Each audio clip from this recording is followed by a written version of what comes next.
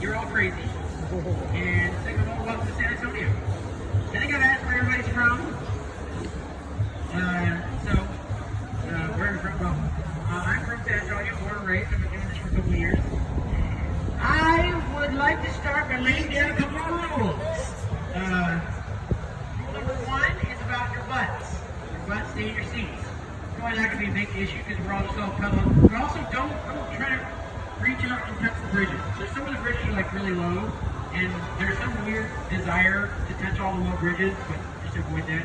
You've had people hurt their fingers before. Okay, we're all kind of sick of transitioning. Anyway, let's start with a little bit of natural history. The reason that the city of San Antonio exists where it does is because of the San Antonio Spring, which creates the San Antonio River, and that's what we're in right now. It's a little tiny river and it's a little tiny spring, but it's all year round and it's crystal clear, and it's been a great place to live.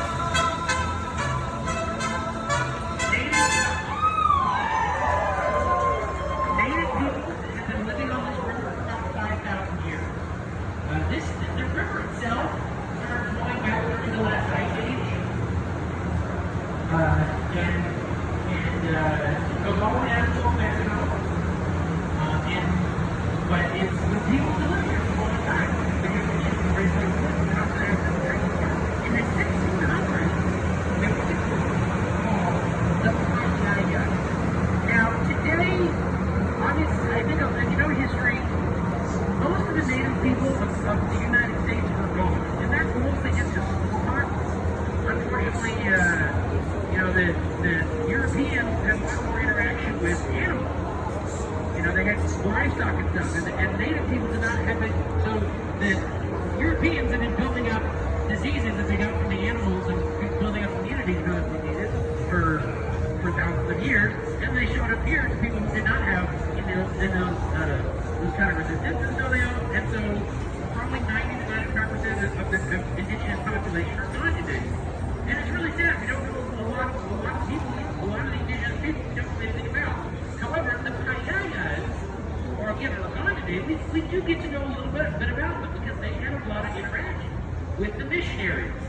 Spanish Catholic missionaries showed up here in the late 1600s. And they loved the Payaya people. They wanted to convert them, they wanted to educate them, and in their minds, using air quotes here, they wanted to civilize them.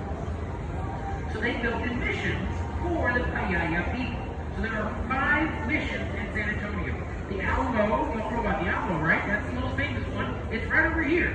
You can't see it, but because there's a hotel way now. But if we were in this exact spot 200 years ago, you would see the outer wall of the Alamo right up here next to it. About 200 or 300 feet up to our left. Now again, today the outer walls are gone. They were destroyed during the Battle of the Alamo, and there's a hotel in the way, so you can't even see it. But it's up there, I promise. There's 5 missions in San Antonio. If you want to see a full mission, if you want to see what a full mission looks like, go down the river about 5 miles. You can see Mission San Jose. Of the 5 missions in San Antonio, Mission San Jose is the only one that still has it's still completely intact. Does anyone know the name Alex Haley? Does that sound familiar? This is kind of an older reference, but Alex Haley? Also with Roots. Yes, Roots, correct. For the civil rights movement, Alex Haley was a very important author. And he lived here in San Antonio while he wrote Roots. And he lived in this building right here on the right-hand side. For a little context, Roots is written about Alex Haley's ancestor, whose name was Tutakite, who was captured and made into a slave in the 1600s. And so it helped people, and especially during the civil rights movement, it helped people really understand a lot of the historical impact of slavery. Actually, it does take a little bit of context. There's usually like only one person per boat who knows this reference. So I used to not even talk about it that much. And then a couple months ago, I started talking about it again. And like the week after I started talking about Alex Haley, that he wrote that book in that building, his family was on my boat. That's incredible. I know. That's probably my favorite moment of this job. Like his niece, they were like, that's us. We're Haley. The last name is Haley. So they had no idea that their uncle had been living here in that studio while he wrote that book. Because he's been home to time in Tennessee. Anyway. Over here on the right-hand side, you're going to see a name. The Riverwalk itself was the idea of a man named Robert Huffman. If you look over here right now, you will see a name below the fence. It says Architect R.H.H. Huffman. That's the author of the Riverwalk. He was the guy with the idea. The river was just a dirty little river that kind of went through the city, you know, just behind the building. No one really paid attention to it. But a local guy said, hey, as long as it's not going to flood, because they built a flood channel, I'll talk about this later. Once they had the flood channel built, he said, let's turn it into a tourist destination. And he got it built, it took years, it took 12 years, and once he got it built, he put his office right there where I just finished it. And for 5 years, he was in that office by himself, trying to convince people, trying to convince investors that it was safe, that the flood control system was going to work. So you could build a restaurant down here.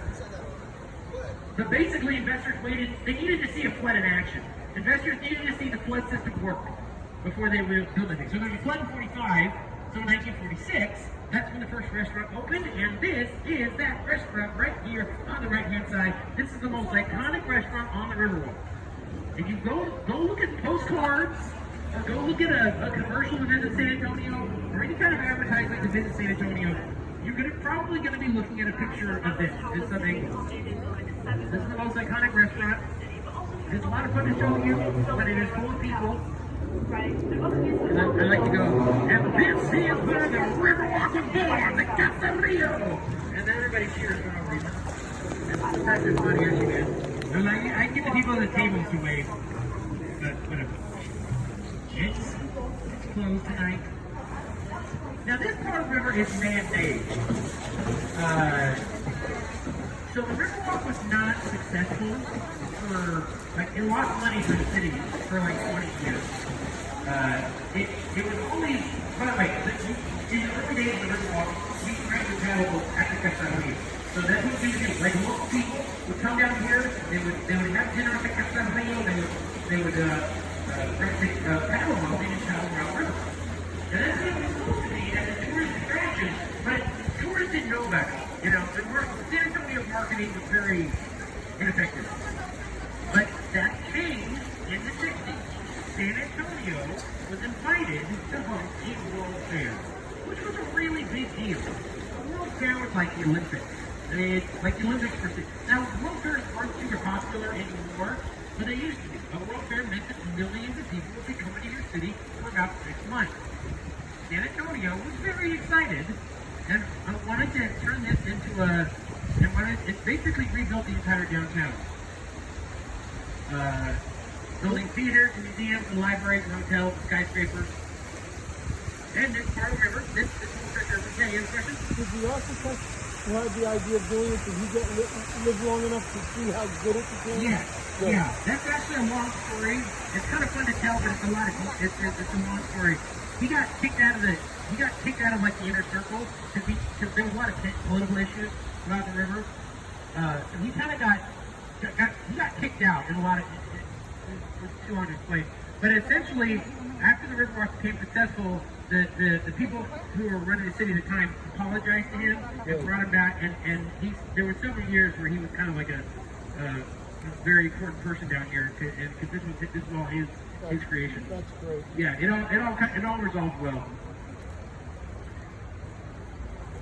We also borrowed a lot of ideas from Seattle for our World Fair. Seattle had a World Fair in 1962, and it was very successful. The World Fair in San Antonio was modeled after the Seattle World Fair with a lot of different things, like a monorail. We had a monorail here in San Antonio for a while. Well, when I say a while, maybe like 2 weeks. So, but we also, what's the famous building in Seattle called? You want to know? Space Needle! We built pretty much the same thing 6 years later, and it's right over here on the right-hand side. It's the Tower of the Americas. You know what's cool about ours? There's a restaurant up there. You can go up there and hang out. If you buy tickets, you can ride the elevator to the top and look out over the city. But what's cool about ours is if you look at the elevator shaft, you'll see that's actually a giant churro. That's what it is. It's the world's largest churro, and that's. Okay, everybody wants to know what this thing is, and honestly, I'm really kind of getting tired of talking about it. I don't know. Okay, I honestly don't know. Look, you can see there's a lady. It's a statue in a lady's face, and that's her thigh, and she's sitting in the mud. I don't. They started working on it like 7 months ago, and they built behind a screen, and then they finished it, and they took down the screen and wrapped it with plastic.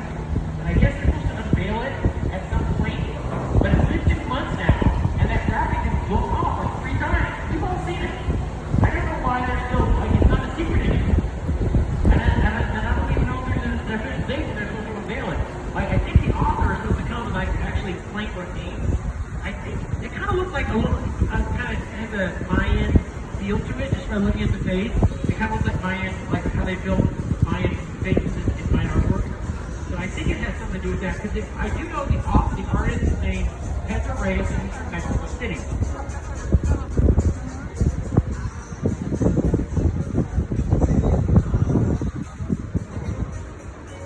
And this is the River Center Mall. It's the second largest mall in San Antonio.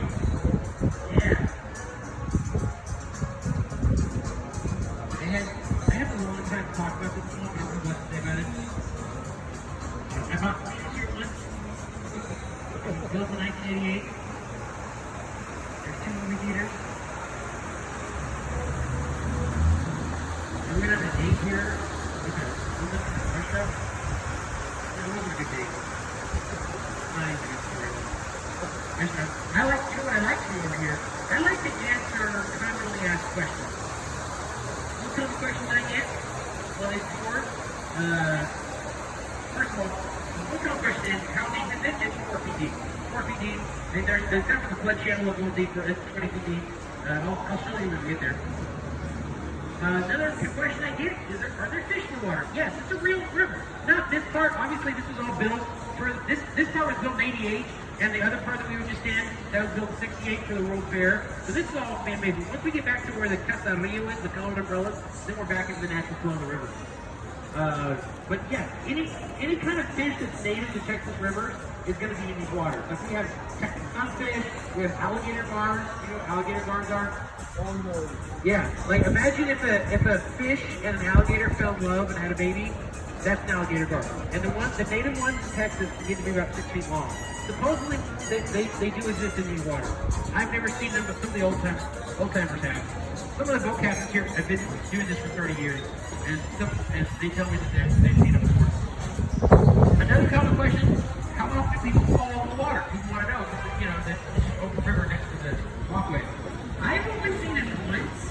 I've only seen one guy fall in the water, and it was a guy who was apparently running from the police, and he was on a bridge, and he decided to jump into my boat from the bridge. I guess he thought he was Jason Bourne, but he missed. He missed. He totally missed, and he missed my boat by inches. Like he was clearly going for this wheelchair area, and he went in the water literally inches off the back of my boat. And which is good. I mean, he actually hit my boat. He would have easily injured himself or something like that. Fortunately, he just went in the water, and then he was cocked a bunch and gagged, and then he swam away and the police pulled him out of the water. That's all I know.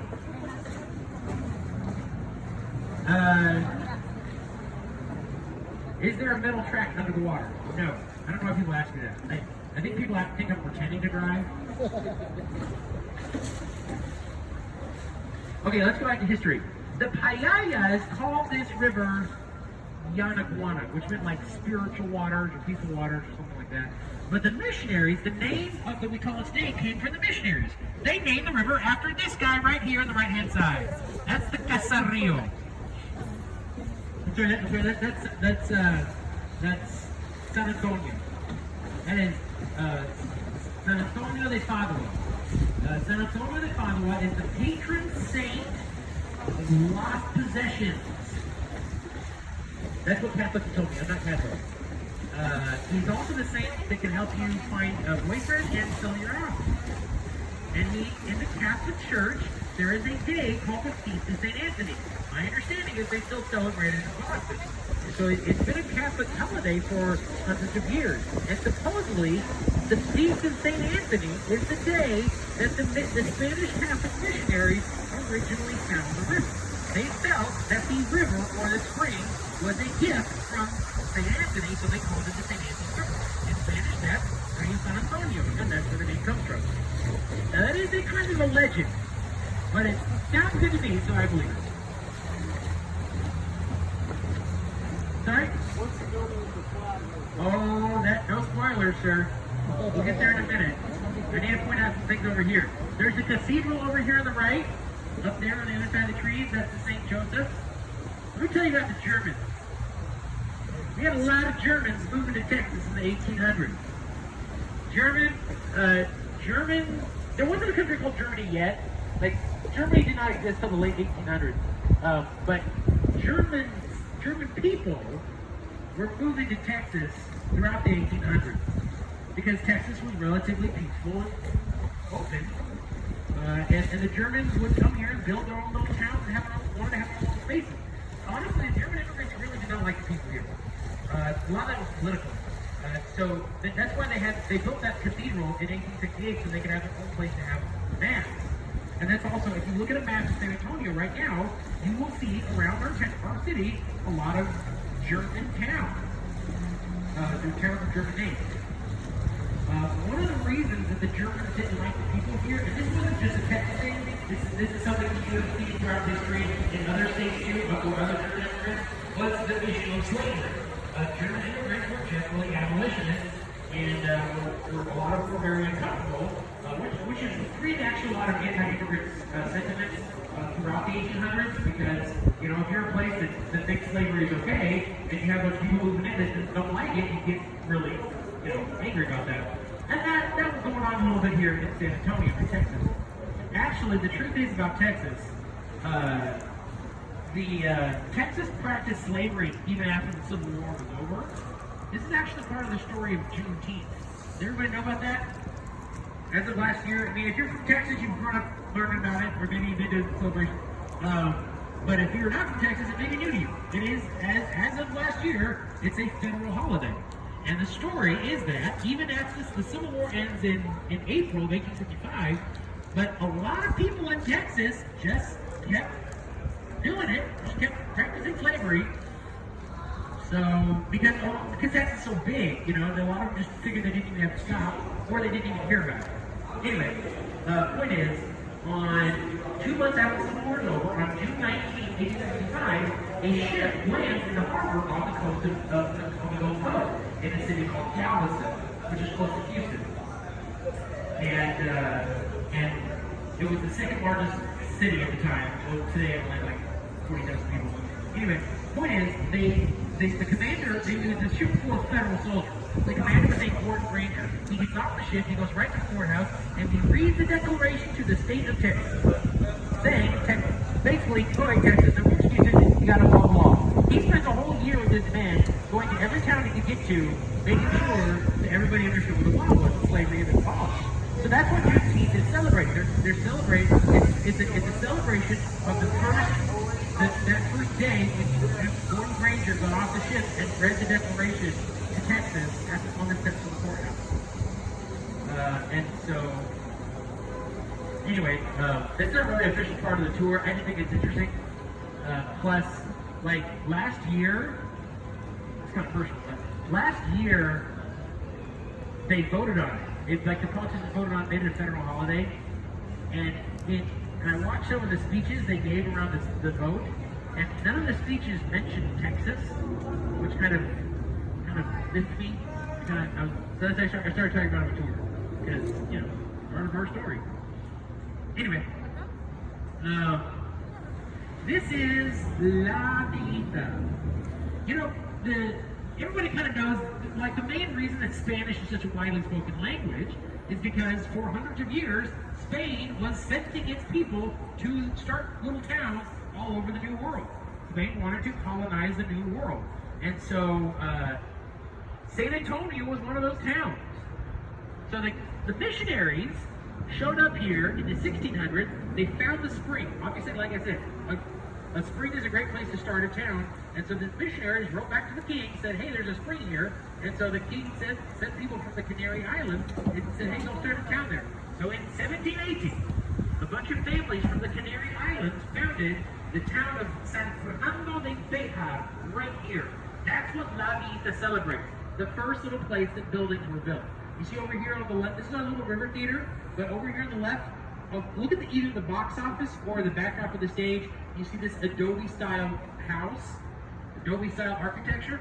That's what those original homes would have looked like. If you were in this exact spot 300 years ago, you would see a cluster of little Adobe homes right over here built by the first families from the Canary Islands, sent by the King of Spain. So this is where we have a lot of our cultural celebrations. You know how like New Orleans, the Mardi Gras stuff's going on right now? That's New Orleans. That's a New Orleans thing. But San Antonio kind of does their own a thing, kind of like Mardi Gras. We call it Fiesta. The big crazy party, and it happens here, right over here in La Villita. Do you guys know who Andrew Carnegie was? One of the richest people in the history of the world. Andrew Carnegie owned a company called U.S. Steel. And he was so rich and had so much steel that he would just give it away. He would donate steel to cities to build public buildings. In 1930, he donated some steel to San Antonio. And we built that building right there on the right-hand side. This is the Briscoe Western Art Museum. That's what it is today. But in 1930, that was our library. This is Art Deco architecture. Beautiful. It was so big, they didn't even have enough books. So the city used some of the space in the library to put a collection of circus stuff. Now you have to understand American culture at the time. Americans used to be obsessed with circuses and clowns. Oh, Americans love circuses. For a long time. It was very, very popular to go to this traveling circuses. So that museum, the circus collection got very popular, and over the 20 years, it took over the entire building. By the 1950s, it wasn't a library anymore, it was a circus museum. It was called the Hertzberg, and it was really popular, and they had a lot of clowns. We love clowns. That's not just in Texas.